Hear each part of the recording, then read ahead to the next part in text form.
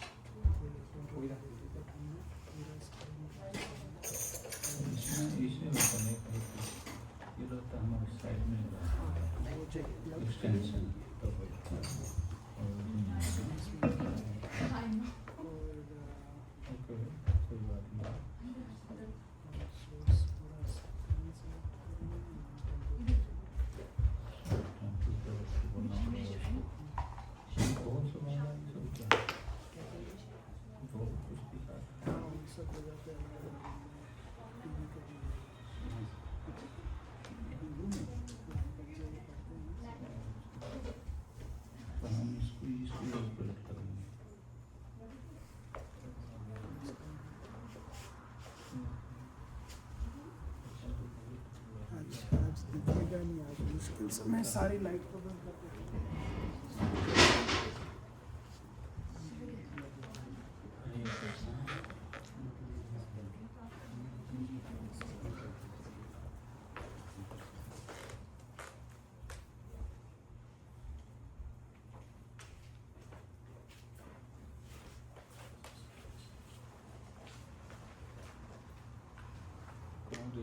कल बैठी थी आपके यहाँ आ नहीं हुई क्या? आई बोला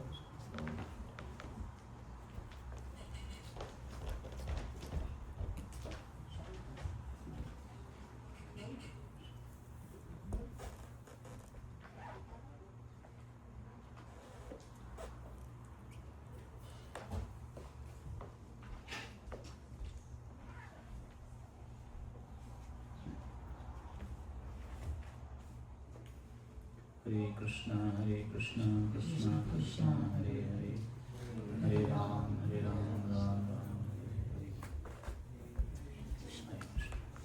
बैठिए सुनिए। बस थोड़ा सीधा करके आ रही है।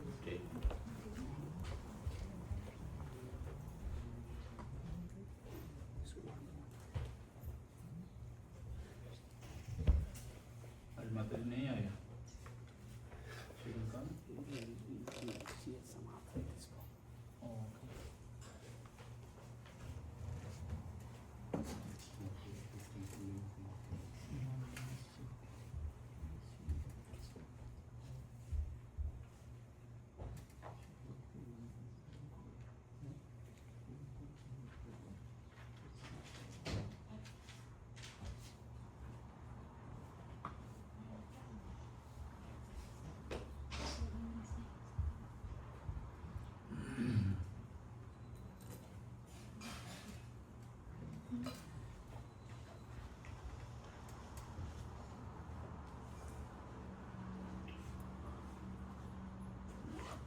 I think they will not be able to see it as much, no problem. Vandeham Sri Guru Sri Jutapadakamalam Sri Gurun Vaishnavanscha Sri Rupam Sattvajatam Sahagana Raghunathanvitam Tam Sajivam Sadvaitam Savadhutam Parijana Sahitam Krishna Chaitanya Devam Shri Radha Krishna Padam Sagana Lalita Shri Visakhantamscha Vancha Kalpatarubhyascha कृपा सिन्धुभ्यैव च पतितानां पावनेभ्यो वैष्णवेभ्यो नमो नमः। नमो महावदन्याय कृष्णप्रेमप्रदायते कृष्णाय कृष्णचैतन्य नाम्ने गौरतिसे नमः। हे कृष्ण करुणा सिन्धु दीनबन्धो जगत्पते गोपेश गोपिकान्त राधाकान्त नमोऽस्तुते। तप्तकाञ्चन गौराङ्गी राधे वृन्दावनेश्वरी वृषभानुसुते देवी प्रणमामि हरिप्रिये। जय श्री कृष्ण चैतन्य प्रभु नित्यानन्द श्री अद्वैत गदाधर शिवासादि गौरभक्तवृन्द। हरे कृष्ण कृष्ण कृष्ण हरे हरे हरे राम राम राम हरे हरे। हरे कृष्ण कृष्ण कृष्ण हरे हरे हरे राम राम राम हरे हरे। हरे कृष्ण कृष्ण कृष्ण हरे हरे हरे राम राम राम हरे हरे। हरे कृष्ण कृष्ण कृष्ण कृष्ण हरे हरे हरे राम राम राम हरे हरे। हरे कृष्ण कृष्ण कृष्ण हरे हरे हरे राम राम राम हरे हरे। हरे Krishna Krishna Krishna Hare Hare Hare Ram Ram Ram Hare Hare. Srila Prabhupada ki jai. Thank you, dear devotees. Some of you were here yesterday and also you came back today. And some who came yesterday, they disappeared today because there is a test.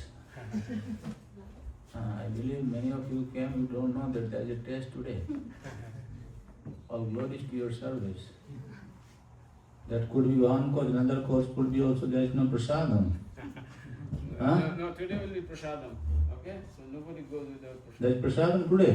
There is a nice samosa today. So what happened yesterday? There was no prasadam yesterday. कौन साधु क्या करता है भाई, कुछ पता नहीं, प्रसाद कुछ नहीं खिलाते, आदमी आएगा क्यों आएगा यहाँ? Today nice samosa. कम से कम तो प्रसाद तो कुछ खिलाओ। प्रभुपाद जी का प्रोग्राम मतलब प्रसाद। ठीक है भाई, आज प्रसाद मिलेगा, कोई चिंता नहीं है। कम से कम हम तो खुश है। मिलेगा चलो भाई ठीक है. So actually we were discussing yesterday the practical application of the Vaishnava culture, Vaishnava etiquette, and sometimes it become too much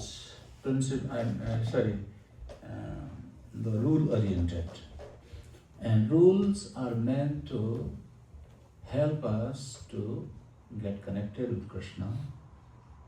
And we say Krishna, by the way, it means Krishna, Krishna's incarnations, Krishna's devotees, Krishna's dham, paraphernalia, everything.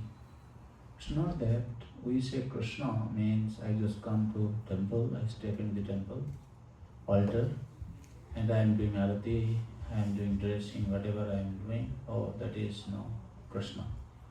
Then I keep on neglecting, or I keep on disrespecting devotees in the temple, even outside. And even so to say, those who are even not devotees, they may be common people. I don't actually deal with them properly, and I don't see this temple, property, anything which is used in Krishna service, devotee service here, it requires protection, requires my attention. I don't see it like that. Then that's also a kind of there's a gap in Vaishnava culture. That's not Vaishnava etiquette. So this is a holistic approach. We are going to teach you certain rules, but at the same time, these rules are meant to help us stay tuned with everything that is connected with Krishna. Then that is kind of natural Vaishnava culture. So therefore, we were discussing yesterday that a Vaishnava, while applying these Vaishnava behaviors, they should be very practical, not become too liberal or too strict. At the same time, when it comes to personal life, they should know that they should behave properly, they should be a little bit strict to themselves in person. Okay?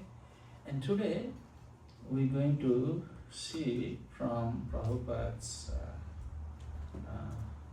purports, mostly from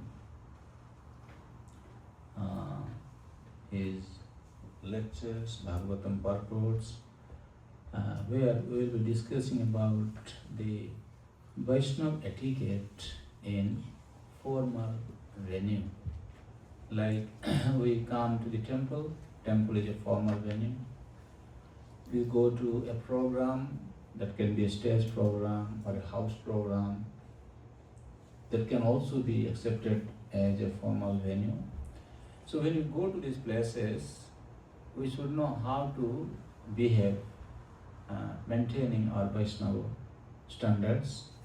So what I will do is, I will go through certain slides, I'll read it out, I'll explain, and then I'll open the floor for discussion, because sometimes what happens is, not everything is kind of included in the course. Sometimes you have some real life challenges or experiences, you have seen something, you have heard something. You can also ask the questions. So we'll try to kind of clarify any doubts you may have. So this is how we'll continue our today's session. And at the end, we were thinking that we can assess ourselves. We don't have to, we don't need anybody else to come and judge me how diligently I am following these principles. But at the same time, for my personal spiritual growth, for my benefit in Krishna consciousness, I need to know, I should be convinced that yes, I am on the right track, I am following like this, and maybe these are the areas I need to work on. If I can self-educate myself, knowing well that this is for my personal benefit, that would be very nice. So what we will do is then toward the end, after I will speak for some time, then we will go through some self-assessment exercise. And you don't have to share with anyone, neither me nor with anyone. You just see and you go through it honestly. I'll explain. There are some dictation given in the printing also, printouts, and then we'll try to maximize the outcome of our investment of this 1.5 hour time coming to this place. Otherwise, why I'm coming here? If I don't learn something, if I don't get something, then why should I come here? Okay? So this is how today's session will be conducted. So, to begin with, I'll just read. This is from Chaitanya Bhagavat, Adikhanda, Nyaya Pandit's meeting with Sri Ishwarpuri. At the time of offering obeisances, so today we're going to discuss about the obeisances.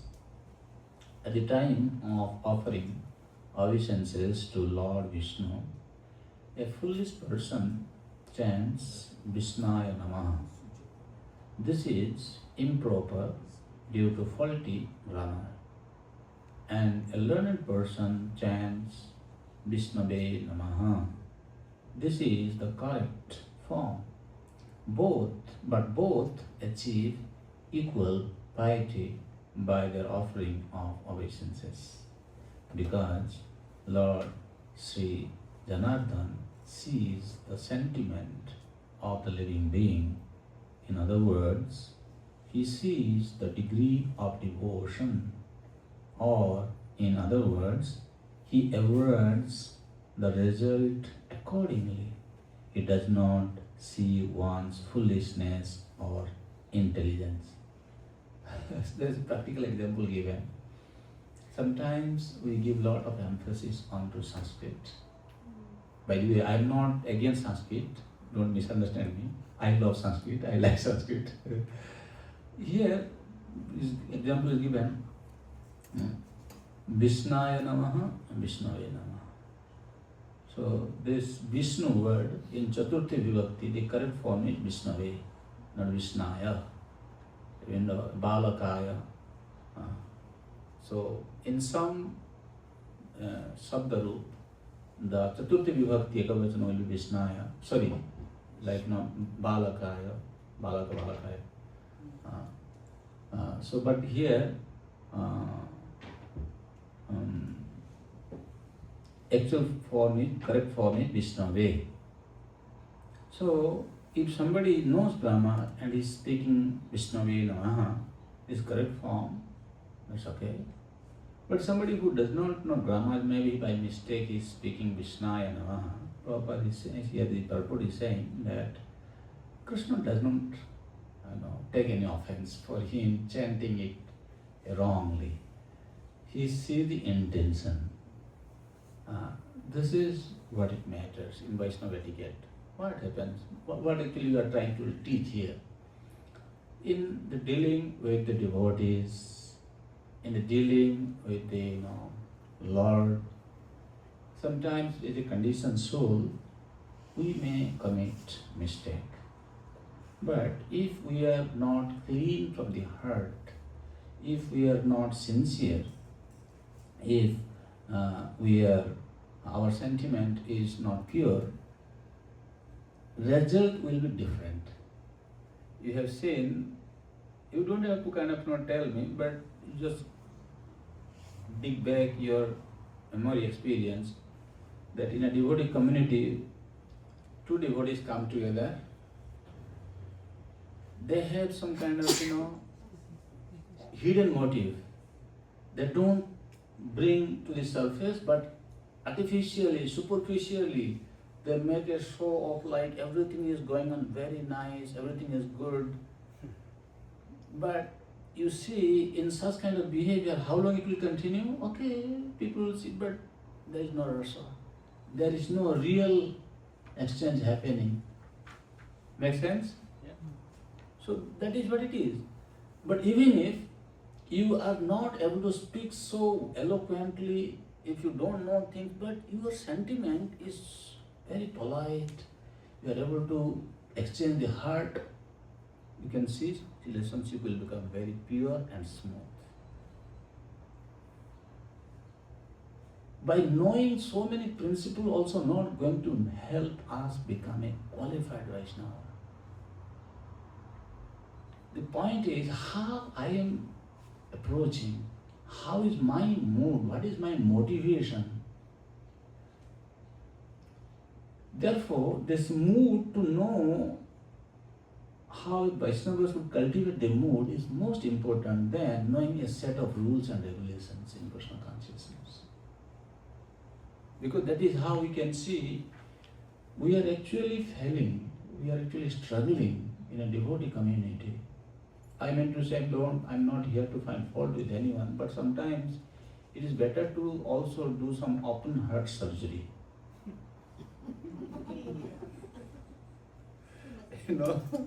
True, I can tell you, I have visiting many places. This is a problem we have. We make everything like, create a very nice facade, looks like very beautiful, but inside there is no taste, there is no rasa, everything feeling dry, fragmentation happening, dissatisfaction, dryness. Why? Because we have failed to accept the principles correctly and apply it correctly. I can give you n number of information, n number of knowledge. At the end of the day, what this knowledge is going to do to us, my dear sir? So therefore, this mood is very, very important. If we are living in a Vaishnava community, and if we ultimately want to attain the mercy of Sri Chaitanya Mahaprabhu, this is what it counts. Okay? So,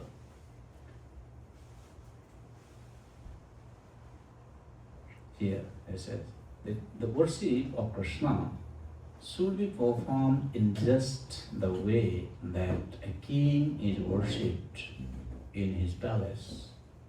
So, in Vrindavan, there are many hundreds of temples wherein the deity is worshipped exactly like a king. In the Naradiya Purana, it is stated, if person stays in the Lord's temple even for a few moments, he can surely achieve the transcendental kingdom of God. Now, this is regarding deity worship. A few things I want to just bring to your attention. So deity must be served like a king. Here it is explained, it is mentioned. Srila Prabhupada is coming from Nectar of Devotion, chapter 9, taken from Prabhupada's direct translation. In our society, those who are engaged in worshipping the deity, they should approach the deity with utmost respect.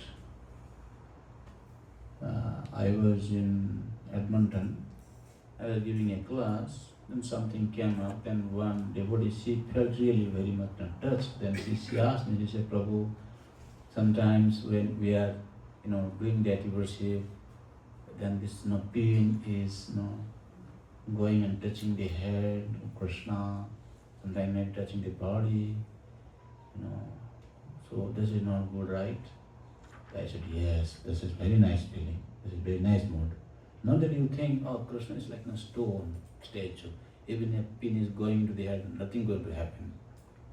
Your heart is stone, friend, you don't feel that. But you feel that it's hurting Krishna's head, it is really hurting Krishna's head. You don't treat them just like a statue. You have very little time, you come rushing because you have a seva here, and you just rush to the temple and quickly finish it up, what is going on, you don't bother, you just run away. If you have that kind of shortage of time, I mean to say you don't have time for Krishna, then you tell, I cannot do this service. By you rushing to the temple and making sure that you have taken some responsibility, but you are not giving justice to the service, neither it is pleasing to the deity, nor it is helping you in grow in Krishna consciousness, and your way of rushing and pushing is creating a bad, negative atmosphere in the surrounding. Bhaktivinoda Thakur said, I will sit in Gadrum Dham in my Bhajan Kutir and I will chant the holy name of Krishna and I will send this wave to the entire world to prevail peace and prosperity. How is it possible? Yes, it is possible, right? So, how you come, what is your mood, how you prepare yourself, it is also spreading some sort of subtle wave in the surrounding. Not that I come, I just do, very rash pursuit at worship. So, deity should be approached with one reverence in our society, and you should know that this is part of our culture. I mean, particularly using this culture. This is a practice we have to very seriously undertake. And when you go serve the deity with that one reverence, what happens? Eventually, you will feel deity will reciprocate with you. Because Pratima Mahantami Sakshat Brajendrananda, they are not just stone statue, not Pratima. They are Sakshat Brajendrananda.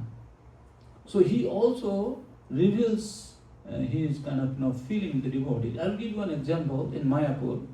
Okay, there are many examples. One couple, they used to serve Jagannath. In those days, they had a small boy like this, So the parents, the mother came to the temple, and she went to the kitchen to cook for the deity, Rajbhog. And the small child, so he just slept on the temple. So he was playing with a ball. And while playing with the ball went to the temple, went inside the altar. And the ball went to Subhadra Devi. And the baby was trying to get the ball from Subhadra. And looks like, Balaram was not happy. And Balaram, he slapped the ball. And baby started crying. And mommy was in the kitchen. She said, what happened to my baby? So she came to the temple. Then she said, hey, what happened to you? The baby, he cannot talk. He's showing his finger, saying, what happened? No, he beat me. Who? Balaram. You cannot, for us maybe it's beyond our comprehension, right? But it is a fact actually. Baby is not going to tell a lie. Right? He was, slapped by Balaram. So what I mean to say is, deity really, they are there in the deity form. How you approach, they actually reciprocate. And it is mentioned that when we are having a lot of even personal life challenges in terms of dealing with our desires and all, deity worship is the best process to carve those ill desires. They actually help. Our acharyas, they recommend this. But again, we need to have a right approach. That's why they said that this is our culture, by the way. We are discussing about our culture. So then you serve them in that way, and they will help us to grow in our Krishna consciousness. So now we are going to discuss about pranam. The system of bowing, these are the temple etiquette we are discussing. The system of bowing the head to the ground to show respect to superiors is an excellent etiquette which obliges the honored guest deep into the heart. Even the first-grade offender is excused simply by this process. Again, this is the context where when we are living in a devotee society, sometimes unknowingly we commit mistake against some other devotees. And but if we are very proud, then we will not know that we are actually committing the mistake. If we are not very proud in our heart, we are very humble, automatically you will feel like when at times that, oh, I need to show proper respect to the devotees. Especially in this context, the context is about Parikshit Maharaj. Parikshit Maharaj was cursed to leave his body in 7 days.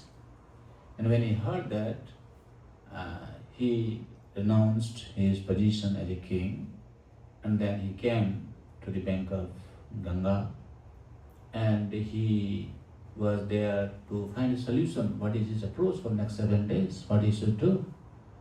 And all these great rishis, demigods, brahmarshis, maharshis, and different kings, they also came to meet with Maharaj Parikshit. And this is the time. What he is doing? He is offering obeisances to everybody, and his mood is that whatever I have committed, whatever offense I have committed unto you all, kindly excuse me. This is a sign of humility. So Prabhupada in the purport he says, at the time of living body, if somebody sincerely offers his respect to others, then he will become free from all the offenses he has committed, and that will give him access to the kingdom of God. So that means from this thing, we sometimes know that I have misbehaved this devotee with this devotee. We know this, but when it comes to facing that devotee, we tend to avoid the situation because of our ego. Our false ego doesn't allow us. But my dear sir, how many number of rounds you are chanting? How much knowledge you have from Gita and Bhagavatam? At the end of the day, it will come to not zero, even minus. Yes, if we are not begging pardon from the devotee, if we are not making the devotee happy, who was first of all in the first place got hurt because of my ill approach, because of my misbehavior. Why does Krishna says Manushyanam sahasrasu kaschin japati siddhaye satatam apisiddhanam kaschin mam vyatti tattvata? Out of millions of people who endeavor, hardly some attend Manushyanam jati siddhaye. Some attain perfection. And out of millions of those people who had attained Siddhi, hardly one person knows me in truth. This is where we kind of get out of the Krishna's circumstance, Krishna's mercy. So here what we are trying to tell is, Parikshit Maharaj, he realized he was genuine Vaishnava, and he definitely, Parikshit Maharaj did not offend anybody, we can say, because we know who is Parikshit Maharaj, but still he was so humble. Then for us, if we are living in a devotee community, and we realize that this is my mistake, I have committed this offense unto such and such Vaishnava, and when I realize it, then I should be polite and I should behave in a way, at least I can heal the wound. Very interesting thing is, we are all living beings. We have got thinking, feeling and willing, feeling, right? That feeling can be healed through sweet words. We will discuss about it, how to do that later on coming, since it's just we are discussing something. I'm making the point that sometimes the way we behave, okay, you know that this devotee is a little upset, okay, this is prasadam time. you from behind make some arrangement in such a way that the devotee gets a message that actually you really care about him. You may not come in front. Make sense? So there are different ways how this is culture. See this, I'm not talking about something like physically doing, right? But this thing, this mood is very, very important, Prabhu. Otherwise, how much philosophy I can share with you, how much technique I can show you. It's not about imbibing some techniques to impress upon people. You go to public speaking, you speak so eloquently, articulate, nice voice, pause, pitch modulation. This is not the part of Vaishnava culture.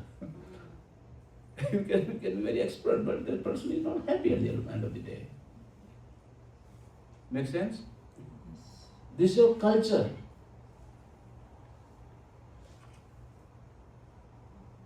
And we are actually suffering because we have not understood this subject very properly. And we are not applying it. That's why we are wounded. Now we are coming to practice, okay? In the Navadviya Puran, there is a statement about bowing down and offering respect to the deity.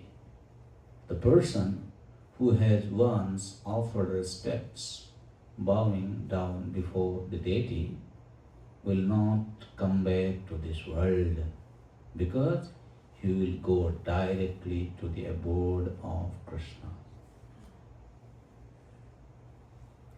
In Varnashram Dharma, there is a general guideline given. Normally, Varnashram society used to be like a community living together in a village or in a particular location. And in that place, they used to have the king or the head of the village, they will construct a temple. And everybody was expected to visit the temple at least once a day. That is our culture. Nobody is teaching this nowadays, nobody knows about it also. And now, talking about us, so this is the glory of our, deity worship program.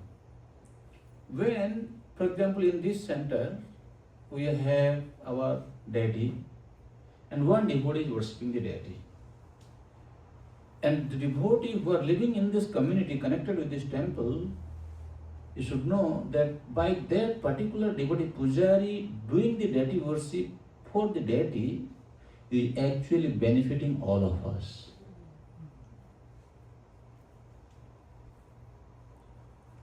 This deity is the what do you say? The main deity, and the deity who are living in this locality, they are the extension of this deity. When this deity worship is done properly, that means it is understood that if there is something lacking in the deity who are living in the community owned by other devotees, their worship is also completed. And when you come to the temple, during darshanarti time, even if the pujari is doing the archana, you just by participating in the darshanarati, you get the same benefit of doing the archana to the deities. This is our culture. And we don't take it seriously. Sometimes you come, okay, now darshan time, we are standing in the parking lot. As if we have got so business, some important business to talk about. Dating darshan is not so important. This is not our culture.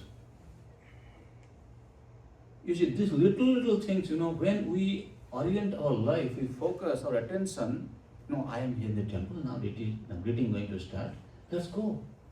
We can talk later on. This is our culture. Make sense? Just we are talking one thing, then other things also can be similarly understood. Okay? So, now types of pranam.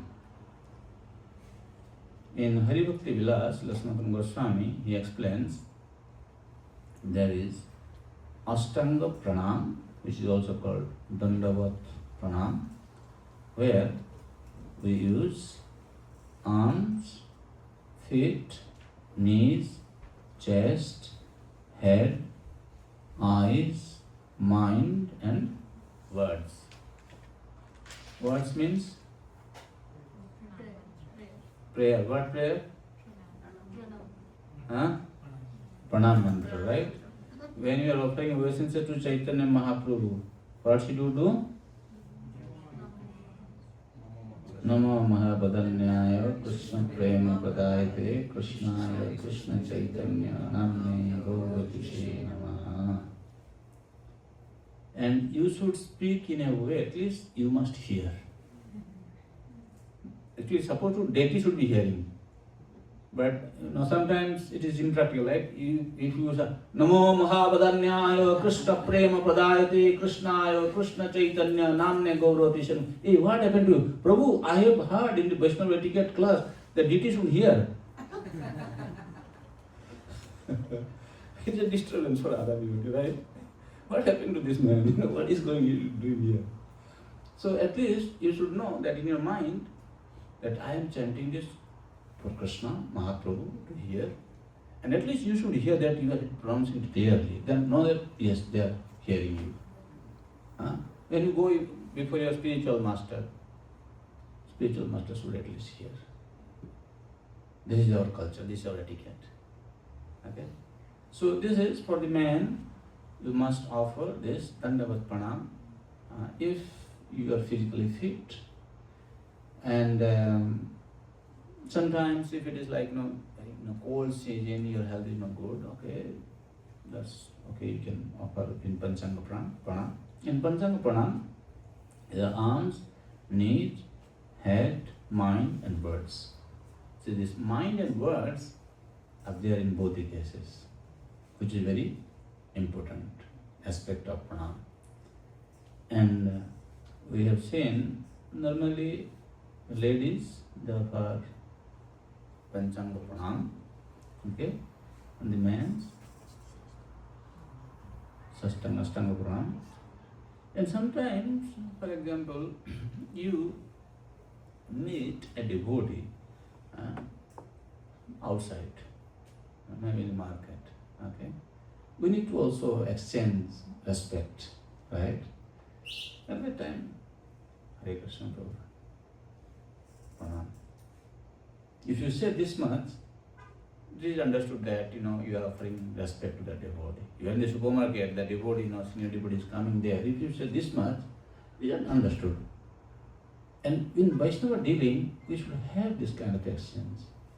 Sometimes, devotee, they leave this country for a few months, maybe during holiday time, then they come back, and you see him as if you have not, he doesn't exist for you. No, Prabhu, Hare Krishna, when did you come? How are you? How are children doing? I heard your father was not well. How is doing? These are the words. This feels so close that you are essentially care about them. Nowadays a fashion has started, we have to do this. So something I have to say. Don't make it a kind of show. It should sincerely come from your heart. You genuinely concerned about his father's well-being. I heard your father was admitted in the hospital. Prabhu, how is he doing? This devotee will feel real, He's my real well-wisher. This is our culture. Not that I heard in the Vaishnava class, etiquette class, when I see a Vaishnava, I need to smile. So Maharaj, I have to create a plastic smile. It's not, heart is already dry. What plastic smile going to do? That plastic smile will be taught to the receptionist in the reception counter, okay? That's okay. You go to any hotel, they will give you a very beautiful smile. Dry, you can see there is dryness in the heart of that person in the reception. But he is taught to behave like that because he wants money. We don't want money, we want Krishna's attention, we want Krishna's mercy. This is our culture. Okay? So then,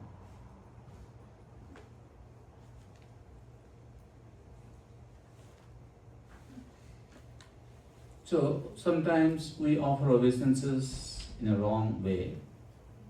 Therefore, there are certain instructions we are giving here. Don't offer obeisances when the Lord is resting.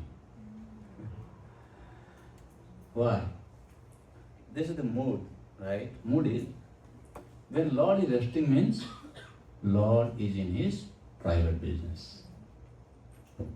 Maybe temple curtain is closed, offering is going on, right? And means Krishna is taking bhoga. And you come, you offer obeisance, so that means you are demanding his attention. Make sense? How will you feel if you are eating, somebody just comes and tries to kind of, draw your attention? Well, sometimes some people, oh, it's okay for me, but don't think like that. But see, prasadam is Krishna, honoring you, having your private life. And somebody just comes, he wants your attention at that time. This is not a good etiquette. Krishna is resting now. Why you want, yes, in Mahabharata we see, before Mahabharata war began, Duryodhana and Arjuna, both of them, they came to take help from Krishna. When they came, Duryodhana and Krishna, Arjuna, they had direct access to Krishna's bedroom. So it was daytime, Krishna was resting.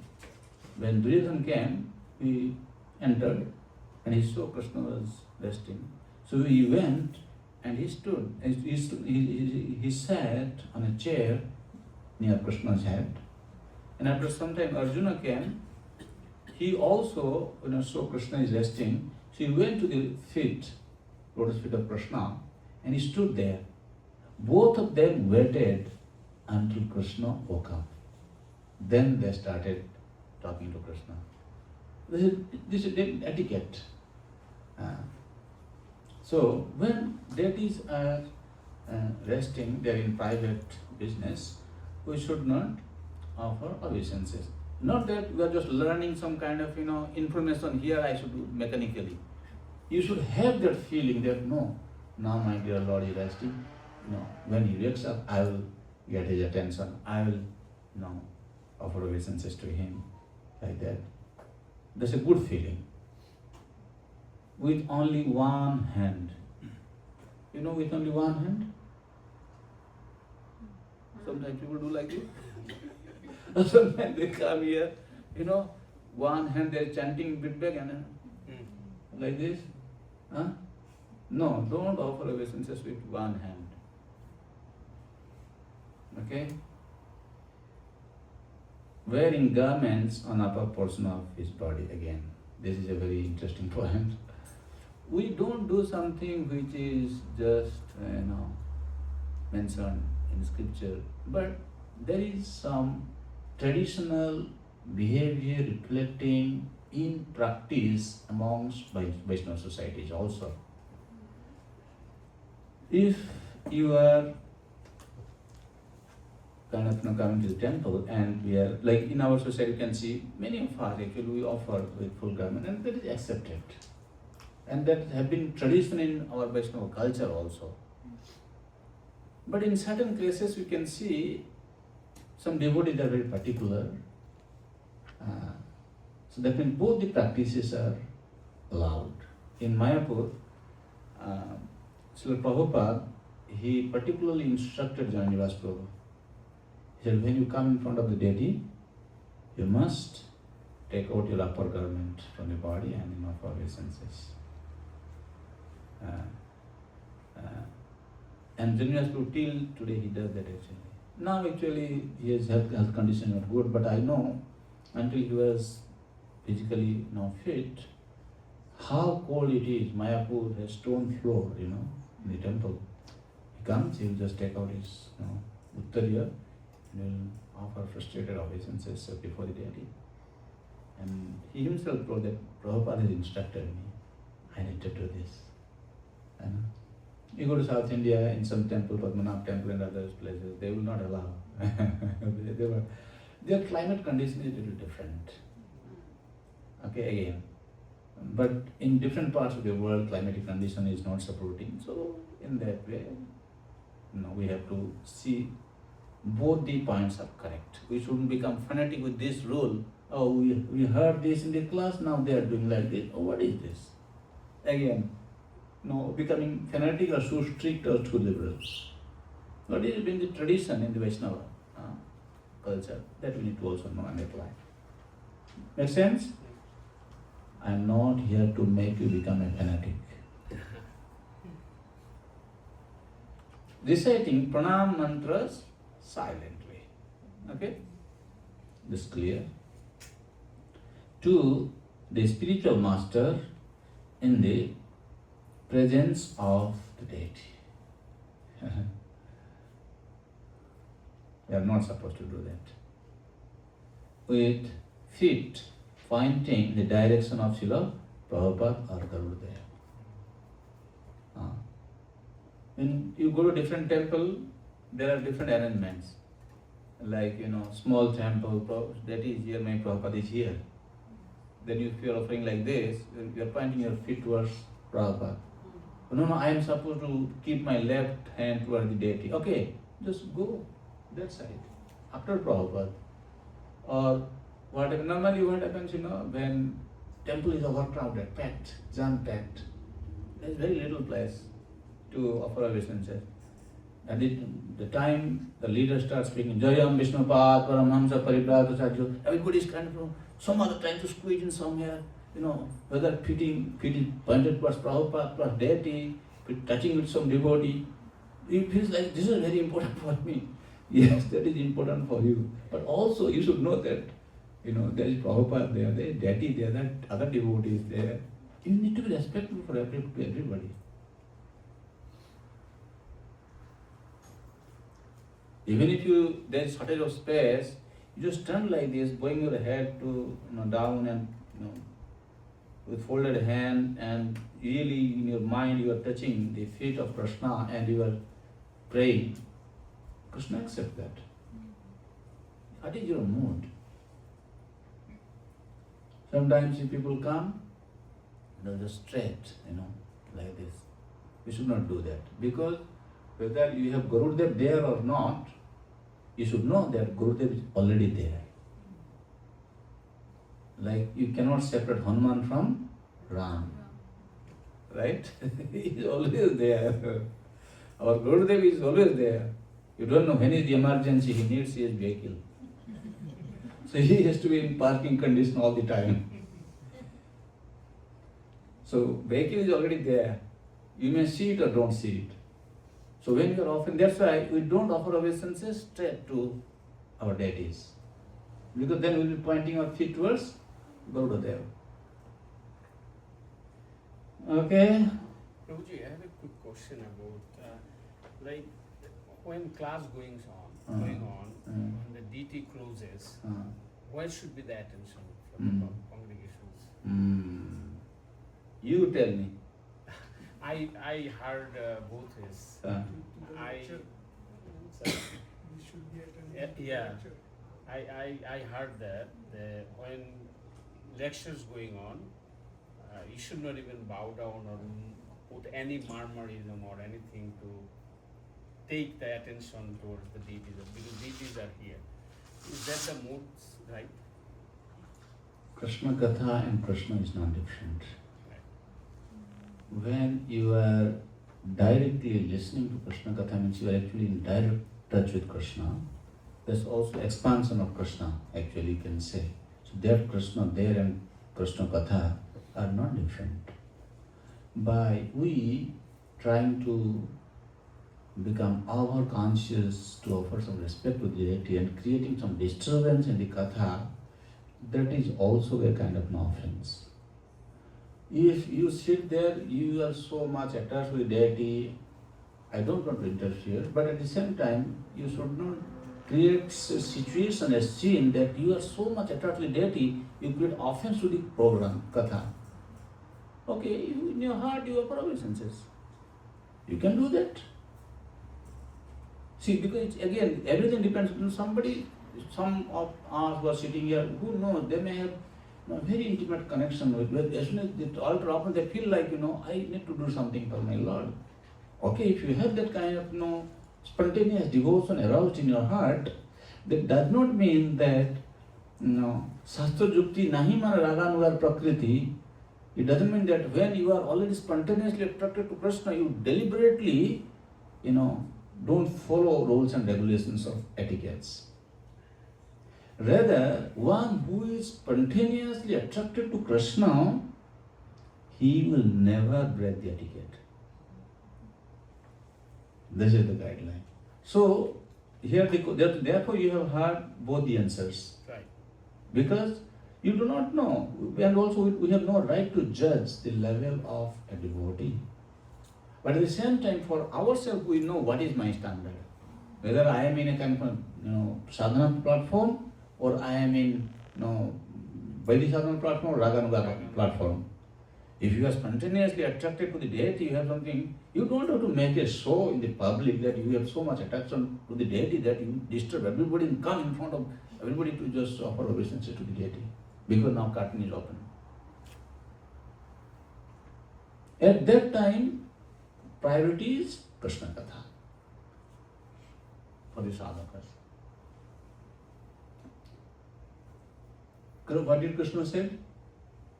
Jatra gayanti madbhakta. Do you think just curtain opened, that's why Krishna is there? Already here, he has been there, he is listening. He is there, he is attending. Naham tishtami vaikunte yoginam hridayana cha. He is not in Vaikuntha, not in the art of the yogis, but wherever his gungan is going on, his glories are sung, he is present there. So that means, he is there also. Make sense? Yeah.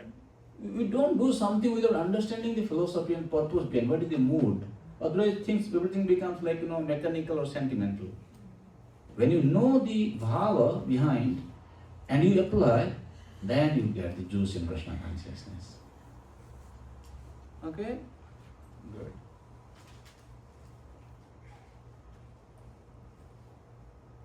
When devotee falls down to the ground to offer obeisances to Vishnu, all the sins in his body also fall down and become destroyed.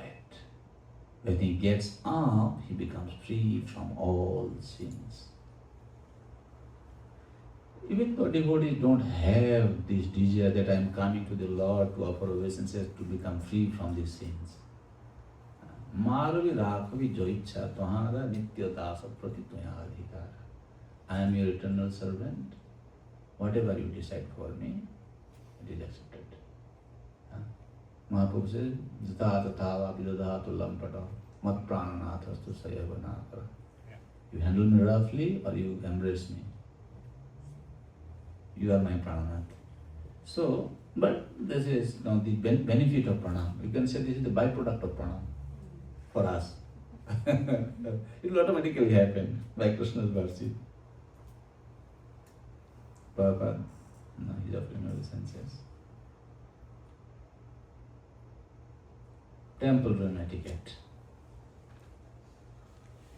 Even a person who has never been able to give in charity, who has never been able to perform a great sacrifice, who has never been able to study the Vedas, who has never been able to worship the Lord, or in other words, even one who has never done any pious activities will become eligible to enter into the kingdom of God if he simply drinks the Charanamrita which is kept in the temple. This is temple etiquette. In India, you will find when you go to some temple, traditionally, one person will be there. Temple is open means one person is there with the Charanamrita. You come, they'll give you. Right? So at least when we go to our temple sometimes devotees are not there, there is shortage of pujaris, devotees are less. So wherever Charanamrita should go and drink Charanamrita. This is temple etiquette. So in another word, Charanamrita is a must in the temple. You don't do deity worship?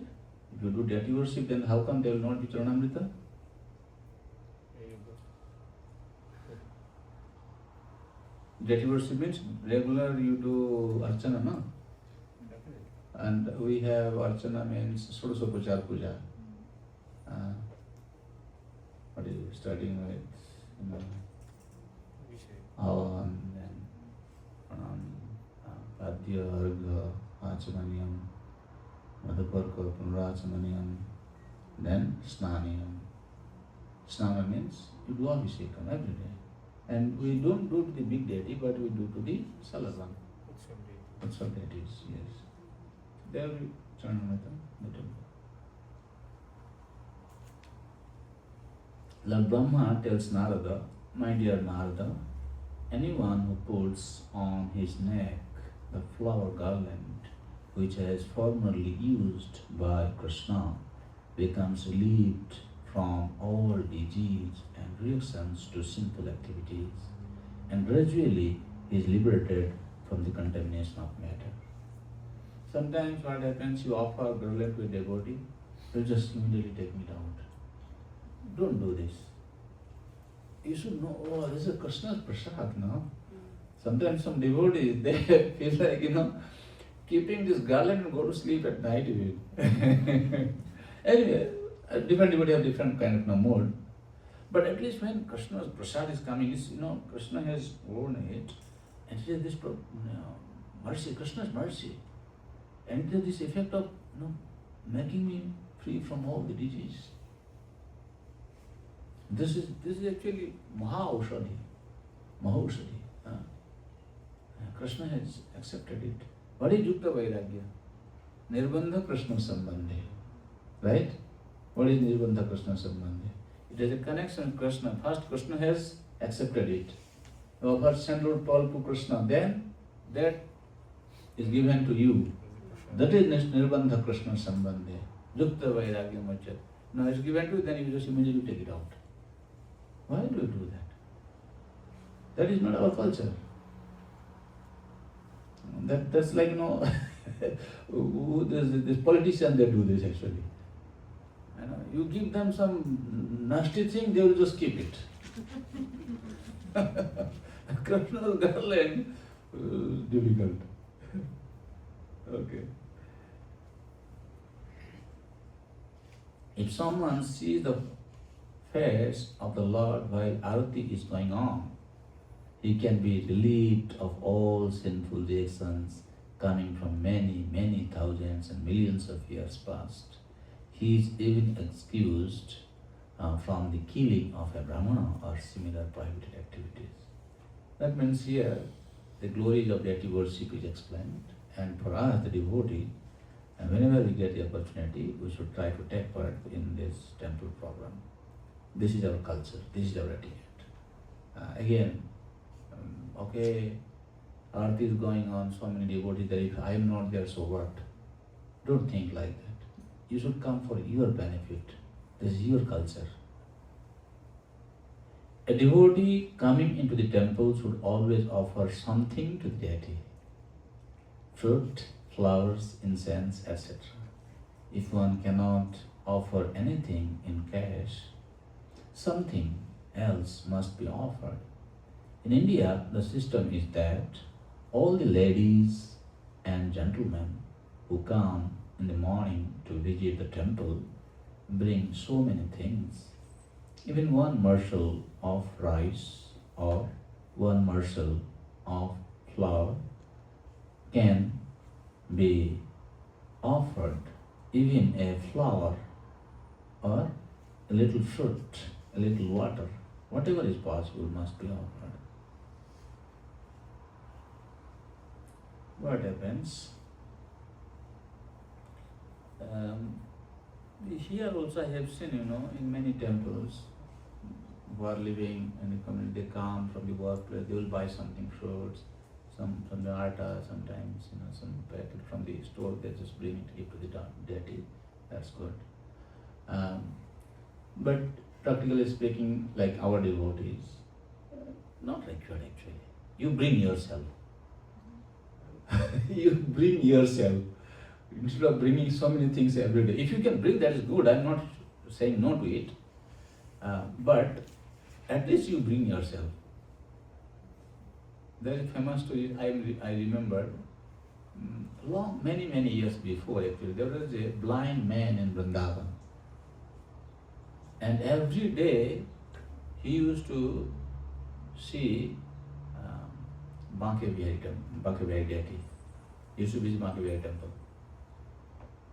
And one day some of these Brajavasi's children,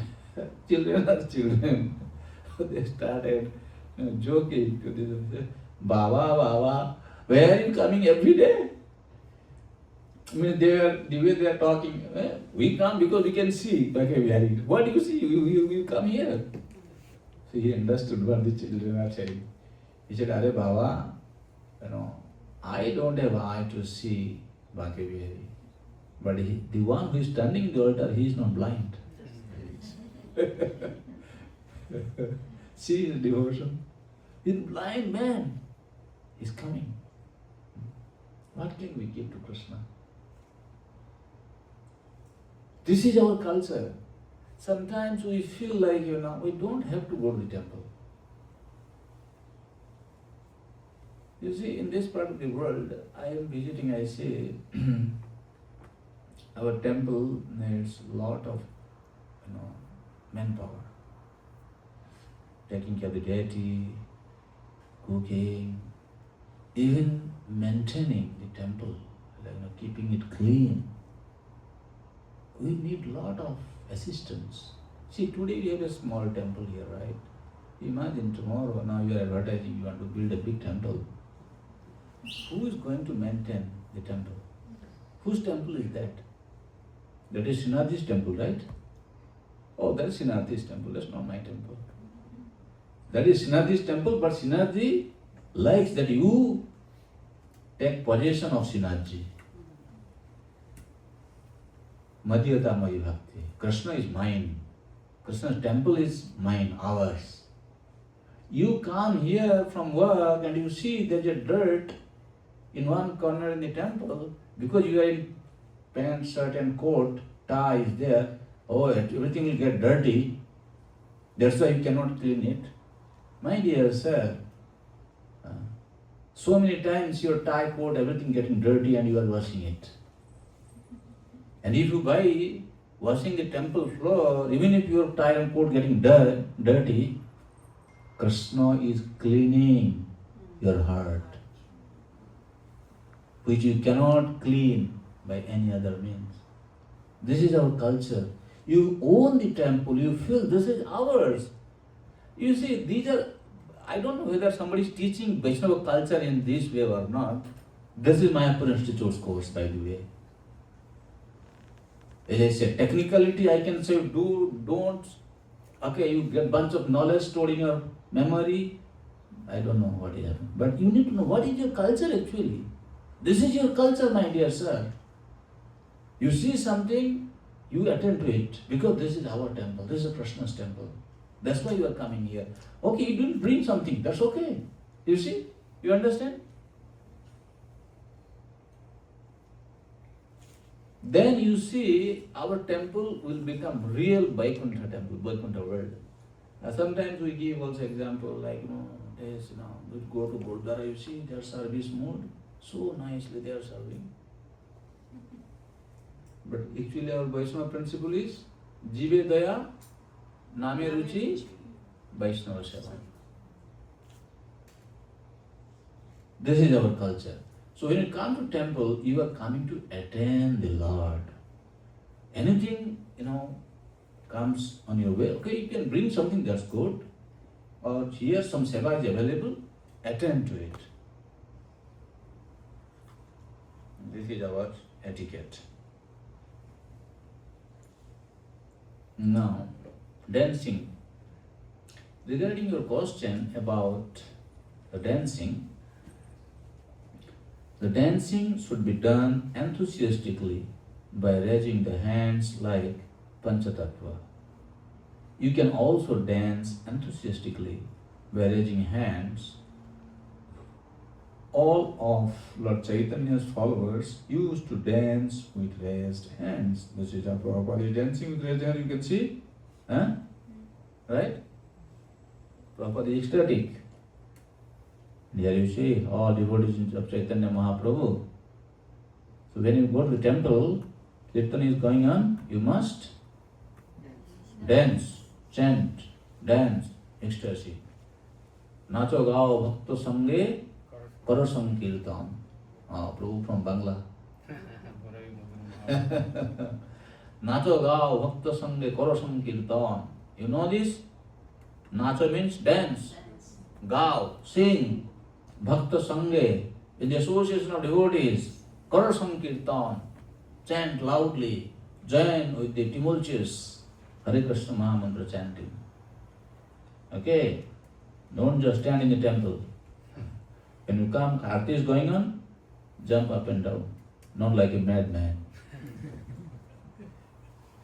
Okay? Any question regarding dancing? Chanting? Okay. Regarding pariprashna, this is also an etiquette we need to learn. Okay? One must submit questions with a great regard for the speaker and the subject matter. Next, if you question just to examine his strength, that will create only fighting spirit. When we are in the class, we need to learn, this is also our culture, this is etiquette, how to ask a question to the speaker. Sometimes, I know the answer, but I have to test. Right? Because I am more knowledgeable than you. And then when you give an answer, then I will give you further purport to it. No, don't do this. That's not good actually. Examine the strength. How to ask the question? Maharaj, or Prabhu, yeah, you spoke this was nice actually. I learned it from this class. It was very nicely elaborated on this point, something like that, okay? You appreciate first. And then, I have a question, Maharaj, can I ask you? This is what I want to ask. And you sincerely want to know. Sometimes you can also ask questions which the answer you may know. But why you are asking? Not to ask, tell the strength of the knowledge of the speaker, but to help others. Sometimes some neophytes are there. For them, on behalf of them, you ask the question, because they will feel shy to ask the question and they will not know. And you ask the speaker, when speaker is speaking, it will go into their heart. So there is a way, etiquette to follow to ask the question.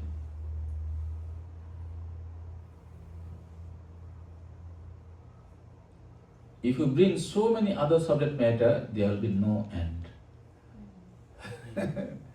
But very interesting actually, Sometimes you can discuss many subject matter also, but it has to be related to the discussion topic. Last year, I was in Elachua temple. There are a lot of Prabhupada disciples live in Elachua temple. So I was giving Bhagavatam class. We completed Bhagavatam class, okay? And we ended in some interesting discussion. Nobody wants to leave the temple. Prasadam time is kind of not going. Still we are there sitting. That's good, that's healthy actually. But not that, to make a show of our knowledge, discuss something, and something happened outside, you just bring and discussing in the Bhagavatam class. No. How is it supporting your bhakti? So it has to be contextual, and we should see its value in our growth in Krishna consciousness. Pariprashna. Questions put by a saintly person to another saintly person about the Supreme Personality of Godhead or about the ultimate goal of life searches everything spiritually. Whoever speaks advantage to such discussion is benefited both in this life and the next. And sometimes it is said, when and you ask a question, it benefits the one who is asking question, one who is speaking, and others who are listening. So in that way, we have to know how to ask the questions. So now, we are going to discuss about receiving guests. This is also our culture, part of our culture.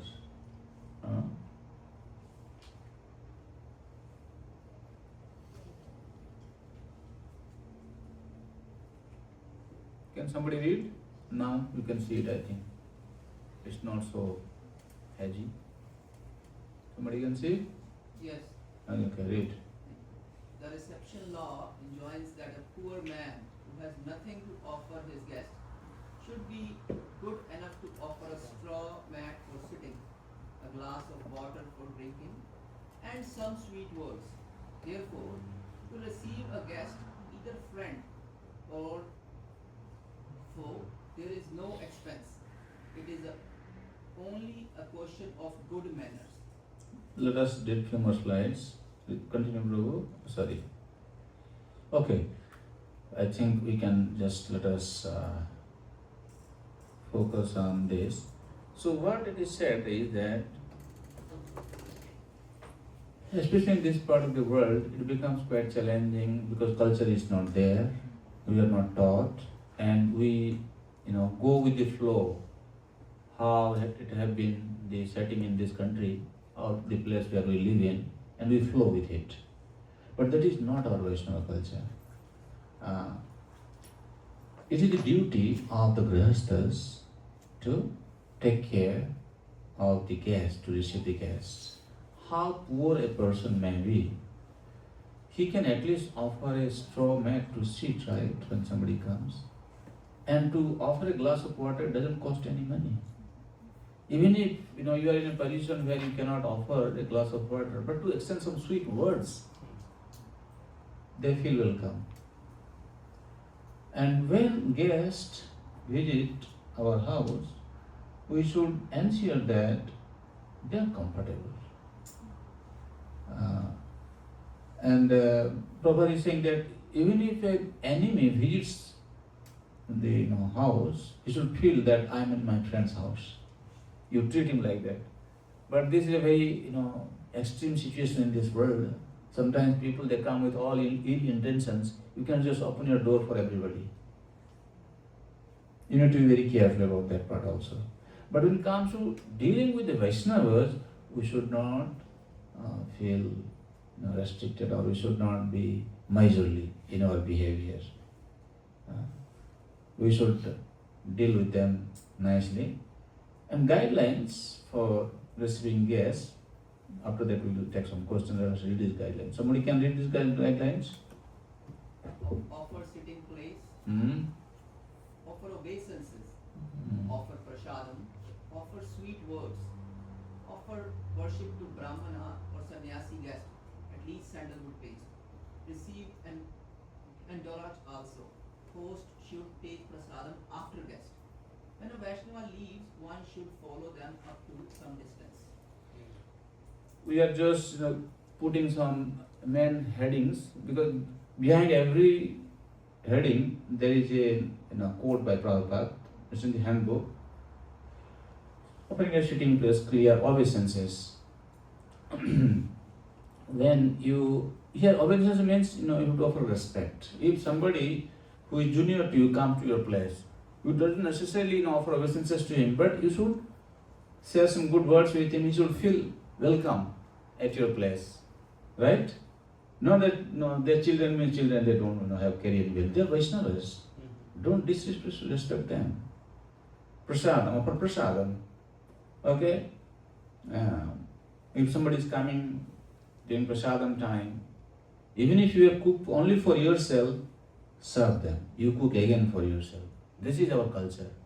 Chaitanya Mahaprabhu, when he was in Gaya, who came? Ishwarpuri came. And Mahaprabhu, he had cooked for himself. And his Guru Maharaj said, no, we'll share it with both of us. He said, no. I have prasadam. I want to serve you first. And Chaitanya Mahaprabhu served everything. And Lakshmi Devi behind, she cooked everything for Mahaprabhu in the kitchen. But for you, Lakshmi Devi will not be there. And for some of you, Lakshmi Devi is there. Even if Lakshmi Devi is not willing to cook, you tell her, hey, don't think like this. If Lakshmi Devi is not there, you say your belly, hold on for a minute. Or at least share.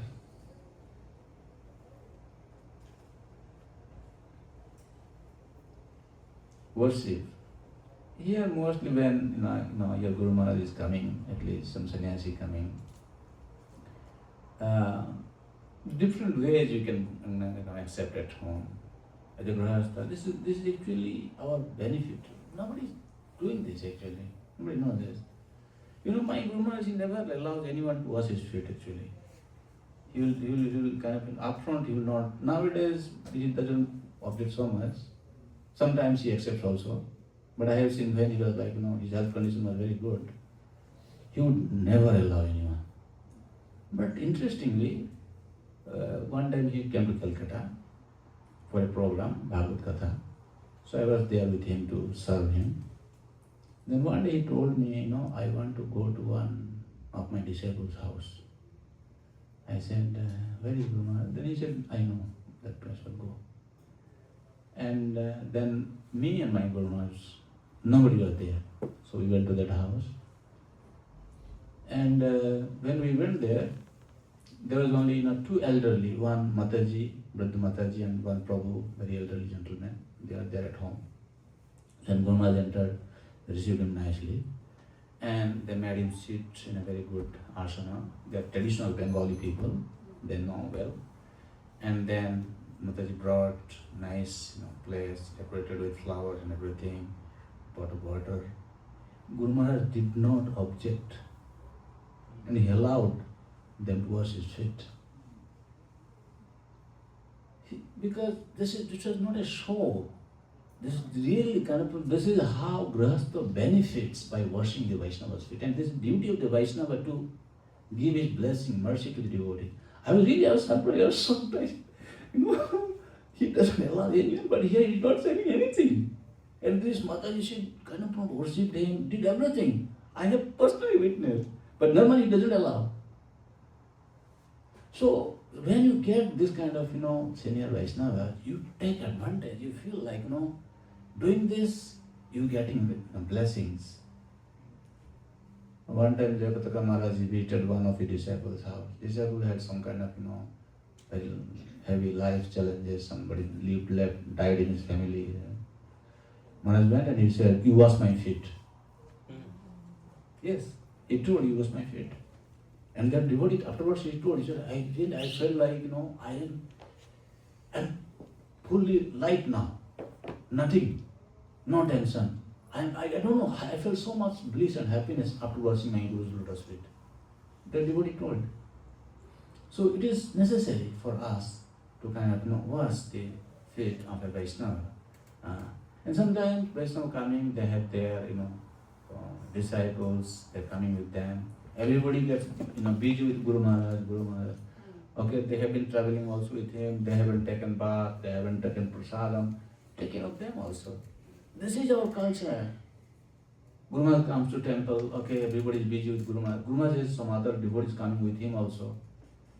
Let us take care of them also. Who should take prasadam after guests? This is also we can adjust a bit. Like if you feel that guests were supposed to come at such and such time, they are stuck, they are busy, you feel hungry, okay, you can eat prasadam. And when guest comes, you serve nicely.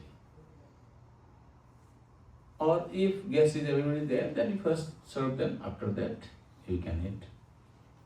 When Vaishnava leaves, you should follow them up to some distance.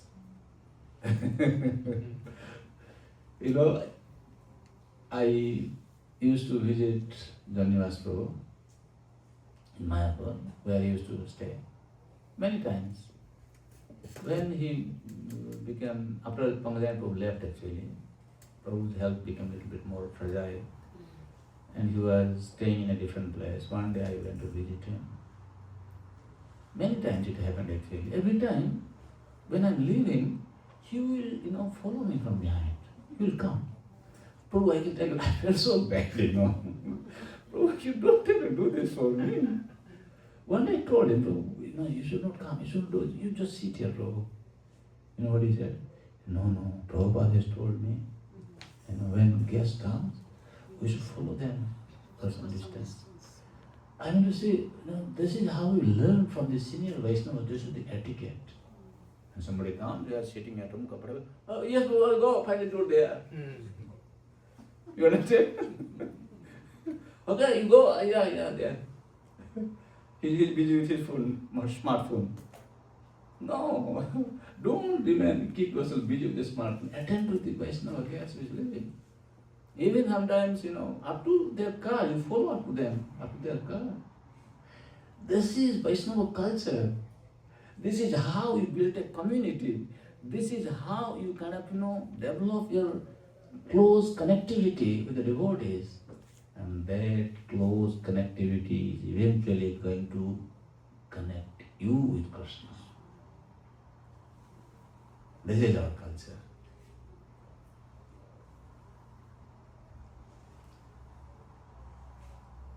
Okay, I think I am done.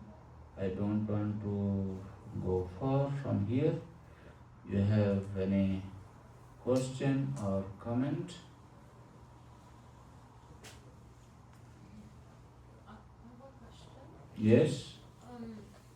There's lots of details that you provided us on how to be received sometimes, But how can we be a proper guest? Good. That's the question. That's the question. Sorry. You go to somebody's house, you should know that you are going to another Vaishnava's house. That you should not forget. Sometimes you can also bring something for their deity. Some shirts, at least, if something else. When you are going to attend some function in another Vaishnava's house, you can bring some gift. That's it. This is part of our Sanatan culture even. Okay? And you go there, you don't expect to be respected. But you should not feel that because he is also Vaishnava, he is not demanding respect, therefore I should not be so much respectful to him. There is an exchange here. You don't expect respect, but he should feel that I should offer respect. And when you go, if they're of same age, be friendly to them. Those are juniors, show your compassion to them. And those are seniors, you also offer obeisances to them. And you share with their happiness and distress. Not that I'm their guest means everything should be for me, not for them. So this is also a normal thing. Anything you want to add? 6 exchanges. 6 exchanges. Depending on your relationship with them. Be just normal.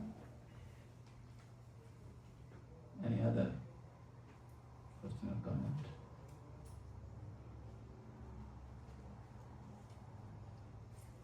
Guruji, this is excellent. In the same time, just it reminds me my childhood. I am from rural Bangladesh. And exactly what you explained, I experienced or I witnessed everything. But nowadays we are living in rural, urban areas. Yeah. In urban areas, actually, what you said, do not see Yes. at all. Yeah. At all, I would say. And this is what is happening. This kind of urban culture is infiltrating into our Vaishnava society and destroying it, and it is making us forget that we belong to this kind of practice. Prabhu, if you have a congregation of 1,000 people, 500 people, if we have this kind of an exchange, I can tell you, this is what is going to keep the community together. Otherwise, there will be n number of reasons for fragmentation and fault finding, creating a big mess. You know, what is great? Sometimes we find, oh, this devotee did this, that devotee did that, let us come together, have a big meeting, do it. That is not a big thing. The big thing is how you, in spite of living in this kind of scenario, still able to maintain and protect your culture to keep the devotees together and show your love to each other. That is your greatest strength. That is what you should be giving more emphasis onto. And you should become surprised to see that. Not a surprise to who has committed one mistake. That is quite common. Color dosa nidhi rajan. Dosa is full of fault, ocean of fault. So you find a fault very big deal, and you feel so much excited to discuss that small fault to make it give elaborate explanation to magnify to this is the center of attraction now. No. If you can create that culture where you are able to see, we are living not in Calgary, we are living in a Vaishnava community here. You don't see you are living in this mega city. You see you are living in a Vaishnava community. That is your meditation. And that is how you behave. See, everybody has their limitation. You don't have to go out of your limitation. Don't exaggerate. But at least be what you are at truthfully. Who is Krishna? Krishna is absolute truth. You imagine, if there is not even a trace of truth in us, how are you going to connect with absolute truth, my dears? It's a very simple thing. So this is all about being truthful in following our etiquette behaviors. Make sense? Yes. And even in our life is a goal to how we can chant properly, right? Very good you are telling, Prabhu. I can tell you, how knowledgeable we may be, what a big position I may have, how much bank balance I may have, what a big house I may have, what kind of expensive car I am riding. Prabhu, if we are not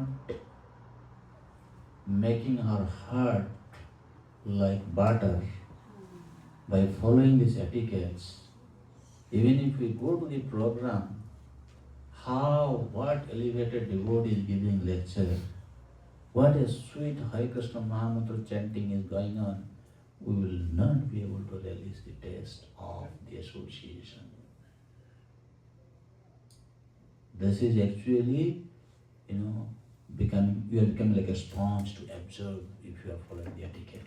The following etiquette means it is qualifying you to become like a sponge for absorbing this Krishna consciousness. Bhaktivinoda Thakur say, "Sakali samman korite shakti dehanata jata tabito gaibo hari naam sutu aparad." This is a fact actually. When we kind of soften our heart by following these behaviors, you being in the environment, somebody singing nice, you will be automatically drawn to kind of, you don't feel like going away from that place. You will feel it like that. This is the benefit of following the culture. As I said, it will prepare you to become like a sponge. Like there is water in the floor, you bring the sponge, automatically it will absorb. Right. So you become a sponge. That is the culture. Hare Krishna, Pranam Prabhuji. You have covered so many aspects. So we try to follow the Vaishnava standards at home as much as we can. But not everyone in the family has the same level of sincerity and devotion. You have young kids, you have other family members. So how to deal with those situations and not be judgmental? Yes. Ishware tat adhineshu valishishu dishatsu sa prema maitri kripa upakhya jo karati samadhyama. So, you at least come to the platform of a madhyama adhikari. You should have love for the God. And his devotees also should have prem. Okay. And those who are kind of similar age, friendly to you, you become maintain friendship with them. And for the juniors, you should show your compassion. When you are dealing with outsiders who are antagonistic, you maintain distance from them. If there are some family members in the family where you are actually living in the house, if they are becoming a little kind of, extreme, you have to tolerate. You cannot retaliate. You should know that this is your austerity. Austerity is not like in Krishna consciousness you leave home, go to the Himalayan mountain and fast for 30 days, not eating, not even drinking water. That is the austerity. No, this is your austerity. You learn how to tolerate them and you present yourself, you behave in such a way that your behavior should eventually melt their heart. I was giving this lecture, I was giving this course to a group of Canadians, white, not Indian Canadian, I mean to say. They're born white Canadians. Caucasian. One lady, she asked me, she said, Prabhu, my husband is like this, there's so much, I told her, I said, look, Mataji, don't find fault with your husband. I'm not teaching you here, but what I'm telling you can practice for some time and let us see how it works. You try to respect your husband. First of all, you should know that this gentleman has come to your life, not that you wanted, that is by Krishna's arrangement. He has come to your life. And even if you are practicing Krishna consciousness, you have no right to claim that you are far better, superior than this gentleman. Of course, in some degree you may be, but don't try to claim that superiority complex when you deal with your husband. He said, what should I do? I said, no, you respect her, be a normal person, take care of him nicely, and he should realize that you are his best well-wisher, best friend, not just his wife. You behave with him in a very sweet way. I taught this course, I think, few months before actually. This time I came to Canada, I went to visit. They gave me a feedback, they said, Prabhu, it was so nice what you explained. It worked perfectly well. Now the gentleman is very polite and he is also coming to the program. He's coping up very nicely. You tell me, a kind of a white man who does not have any trace of our Vaishnava culture, how this is what the power of Vaishnava culture, bhakti. So in house we should not try to avoid anyone actually. Rather we should, they say, no, this is your austerity actually. You have to accept it. Don't think that, I have become devotee means, I was talking to a devotee, told me, he said, this lady became devotee and then when mother-in-law, husband was not devotee. They're from, I think from India. I'm sharing both this scenario. This lady is a devotee, she initiated, by the way, in ISKCON. And when the mother-in-law came, she was so rough and tough with mother-in-law, the son couldn't take it. You tell me, how can son take it? This is our culture, right? Yeah. And there was a lot of tension. And she is kind of, she has not only initiated, she has done Bhakti Shastri also. Oh my God, you just imagine. It's such an insult to the course given. What did you learn by the way? That's why remember the whole course what I'm teaching here, I'm not here just to share some kind of, skills, some, knowledge, information with you. This lady, I'm giving you an example. She initiated, she had done Bhakti Shastri. When her mother-in-law came, she doesn't know how to take care of mother-in-law. What did you learn first of all? अरे भाई बूढ़ों को सम्मान करना हमारा general culture में है. भक्त नहीं हो भी तभी देखो जनरल सोसाइटी में बूढ़ों का कितना सम्मान करते हैं. तुम क्या सीखा भक्ति में आकर के? In family setting, Mataji, the scenario is different and our approach should be different. We should not become too much, scripturally, oriented and rule, regulation, this, that my chanting is important, but this and this, eating this, that. Okay, when Prabhupada came to West in the first place, where he was staying? In Mr. Agarwal's house. Yes. What Sally was doing? She was cooking, Yes. Need. right? Yeah. And Prabhupada would go to the kitchen and clean in his own hands before he start cooking for Krishna. If Prabhupada can do, they are not Prabhupada's family members. Prabhupada came to do, he came in a very big mission. This is also your mission, that your family members would also get inspired by your Krishna consciousness. Right. This is preaching. Preaching does not mean that everybody has to go and sit in the classroom to give big lecture, which we feel like. That is not actually. Preaching can also done in the house. You have to be role model. Yes. Otherwise, we are not actually practicing Vaishnavas. We are just becoming sentimental Vaishnavas. As I said, Bhakti says nowadays everybody wants to do Bhakti Shastri. Yes, you do Bhakti Shastri. I also, by the way, this is my service. That's why I get so many information. Oh, Padmanayana, what you are doing, teaching Bhakti Shastri, you see, the devotees are behaving like this. What can I do? You can bring the hot water. You cannot force them to drink. Yes. We can teach them, but if at the end of the day, if they don't practice, what can we do? But we are trying.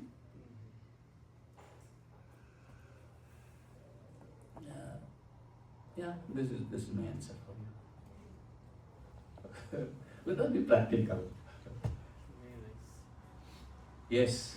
I have a question. Sometime about receiving guests. Uh, Sometimes when you have large house programs and you have, quite a big number of devotees in your house, sometimes you try to do your best to make sure, everybody has a good time, everyone receives prasadam, but you don't have time to personally speak to every single person or keep, count of who's there, who's not.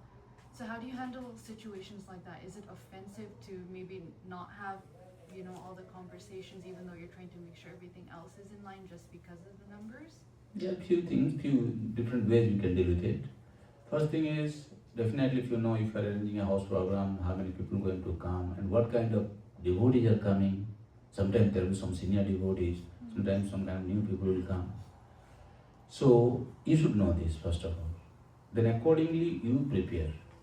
Means you should have some assistance also. If it's a big program, then you can engage some of your assistants to assist you so that everybody is attended properly on your behalf. And you should ensure that those who are very important guests coming, you should personally attend to them. And overall, you should ensure that prasadam, everybody should get nicely, fed nicely. Whenever program is happening, whatever arrangement has to be done, it's comfortably done. These are things you do. Then you find still you are not able to attend to everybody, you feel like there is something lacking. Once you go to the temple, you meet them. So Prabhu, whether you came to our house, probably really I was super busy, I had to do so many things. I couldn't really, pay attention to you. But thank you for coming and tolerating me. Share some good words. They will feel like good. It's not that day only you have to connect with them. And they feel you have still kind of feeling towards them. That's also good.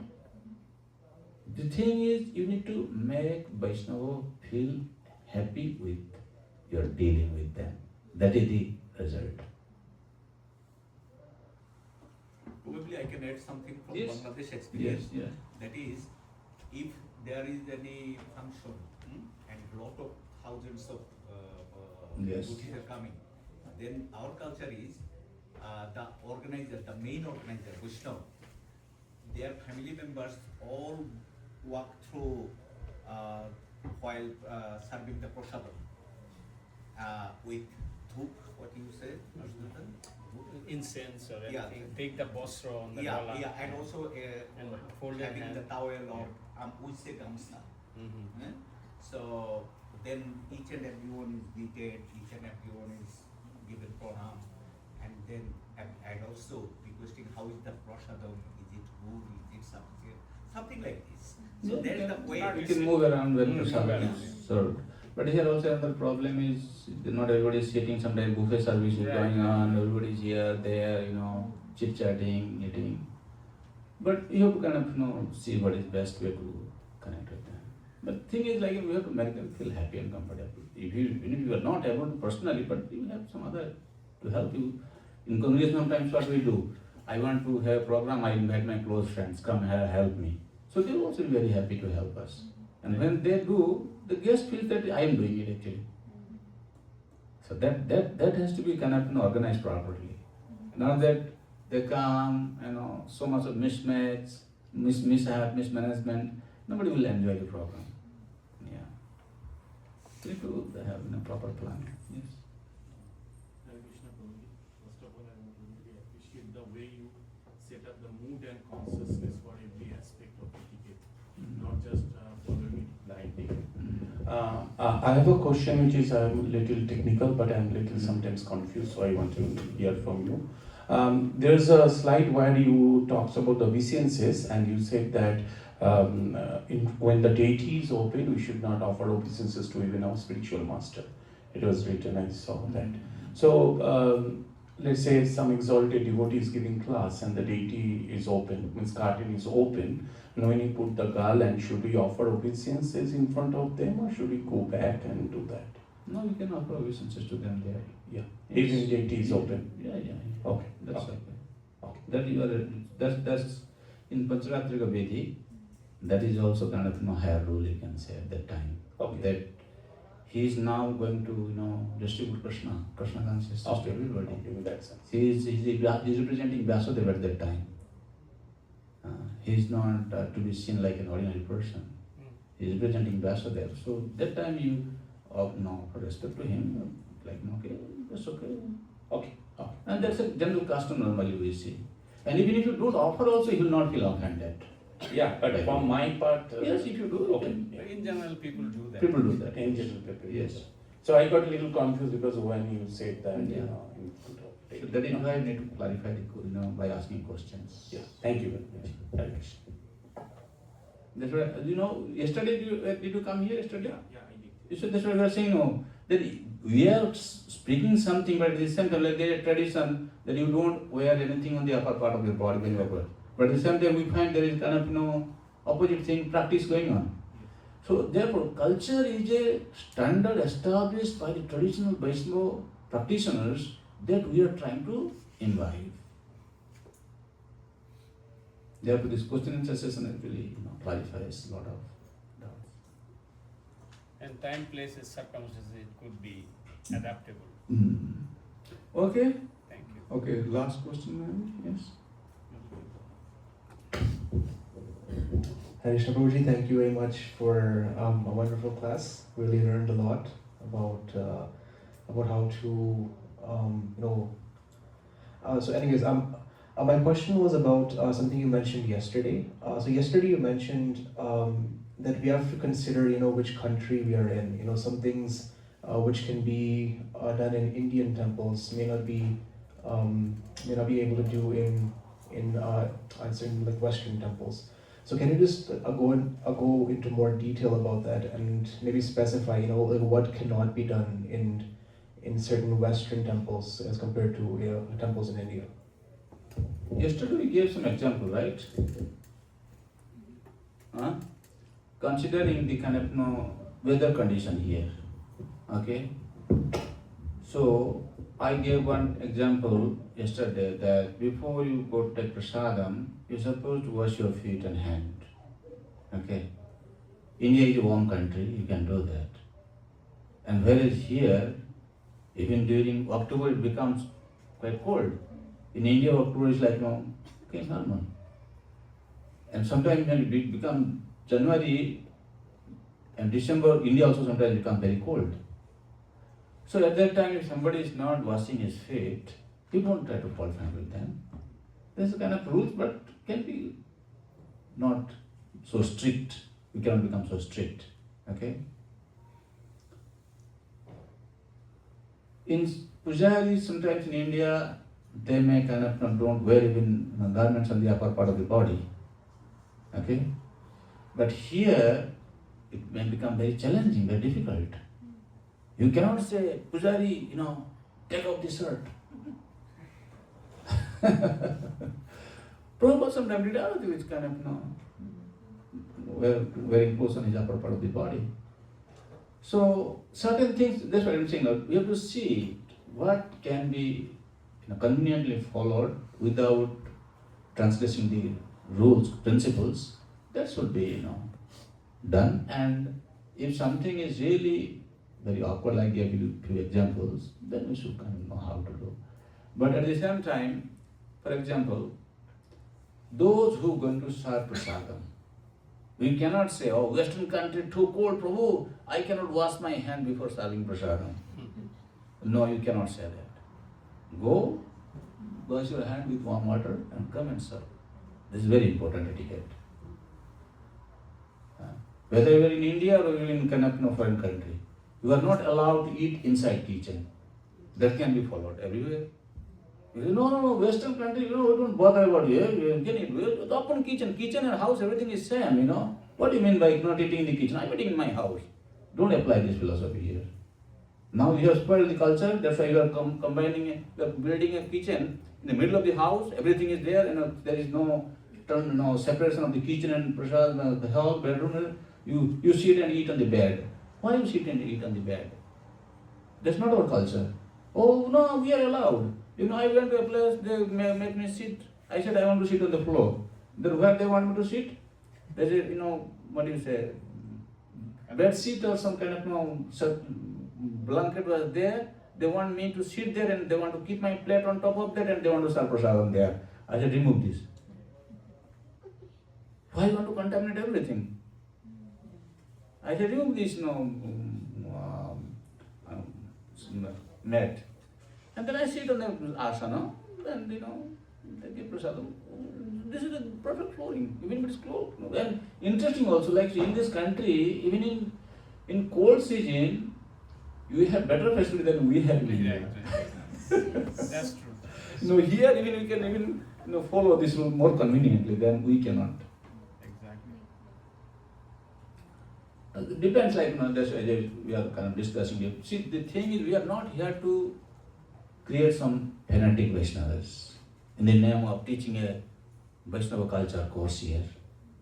Let us be practical. And sometimes there will be confusion, then check with the seniors who knows the proper application and get your doubts clarified.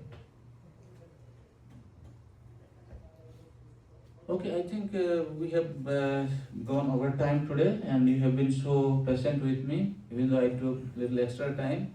Nobody left, nobody complained. All glories to your tolerance. You have been nicely tolerating me.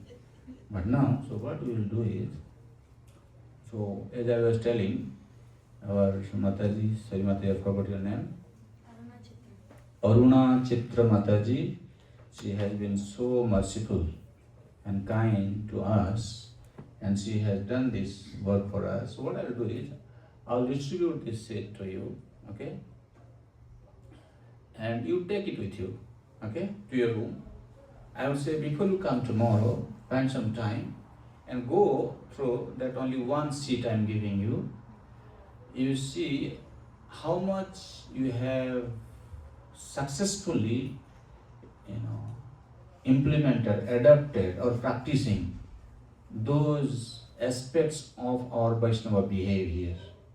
Okay? And then I'll just quickly take you through. Maybe Dr. Dispo, can you just help me to distribute? Let's take a little more time. Okay, it's okay? Yes. Okay. This one is, which one is this? 13? 12-14. Huh? Gita 12-14. No, then this one. 13. So give one to everybody. Give that to me once and just give me one piece. And go on distributing.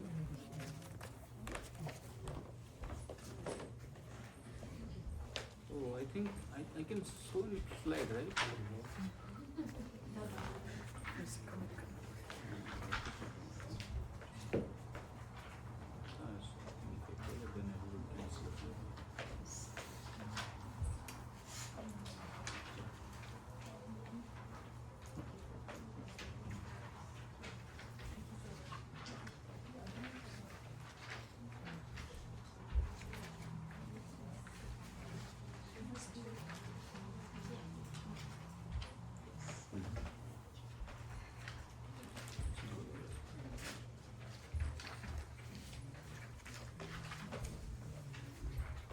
You first take this sheet, then I will explain, project in this slide, then I will explain to you. It will be here. Did everybody get one piece?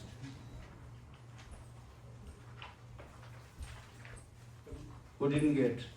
Some extra. Yes, I have. No, we have some extra. You have? Okay. I printed some extra just in case. Oh wow, you are so kind, you know. You want to take from your friend? Okay, good. You see, now you can see the slides or you can follow your, It says, the devotional steadiness, self-assessment. Okay, to what degree I have been, stable in following these behaviors. So this is the verse, Advesta Sarva Bhutanam Maitra Karuna Evacha Nirmama Nirahamkara Sama Dukkha Sukha Kshami. So read each situation carefully. So we have presented all these aspects, okay?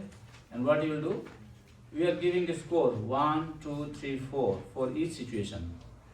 Rarely true of me, you know, okay? Sometimes true of me, often true, usually.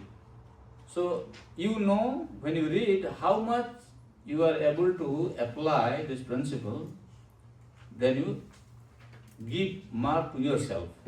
Answer honestly. This is very important point. The purpose is self-understanding, not self-judgment. Don't feel offended. Don't go into some depression kind of thing.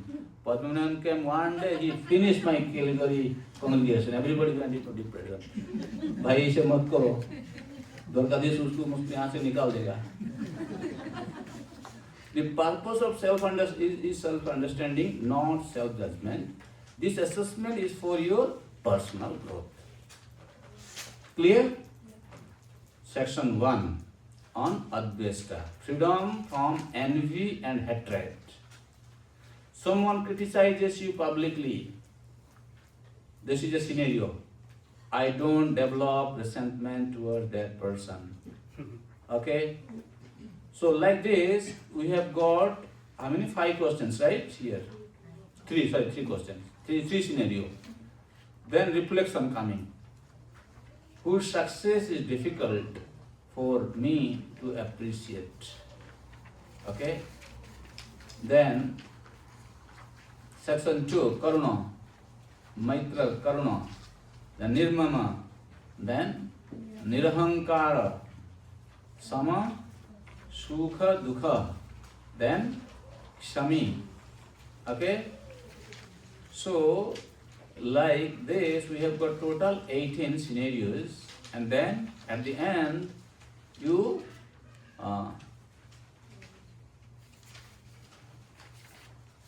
okay?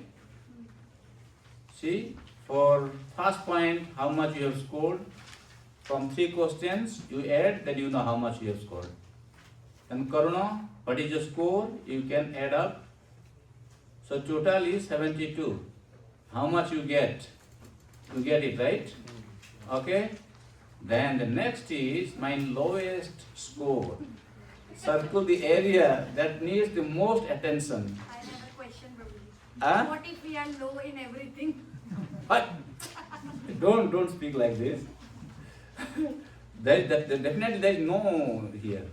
Everything is something there, not no. Something is there, at least one is there, not no. There is nothing zero in Krishna consciousness.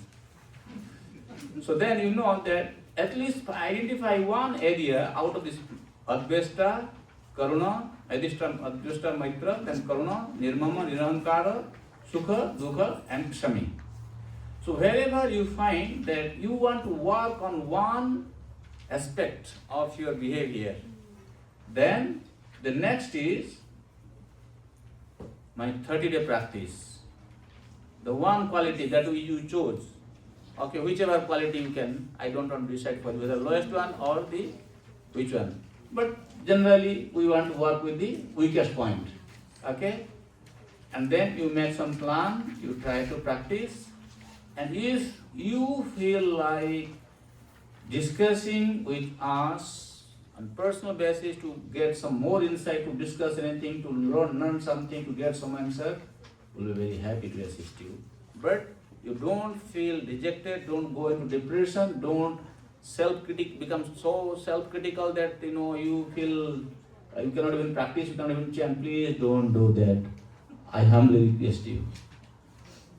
You understand? Yes, right? Okay. Don't put me into difficult situation, Baba.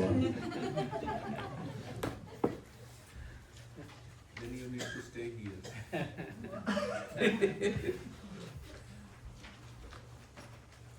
How many you printed, Mataji? 50. Huh? 50. Good, huh? Then we have only remaining one. Some people took more than one. 2, 3, 4, 5. Then 45 we have distributed. Good success. We are counting 30, 35. But thank you. So let's see how you do today. So first this test. Are you scared of the test? Hey, yes and no. Because this is our Achintya Vedanta philosophy. That's why both answer is coming. We accept your answer.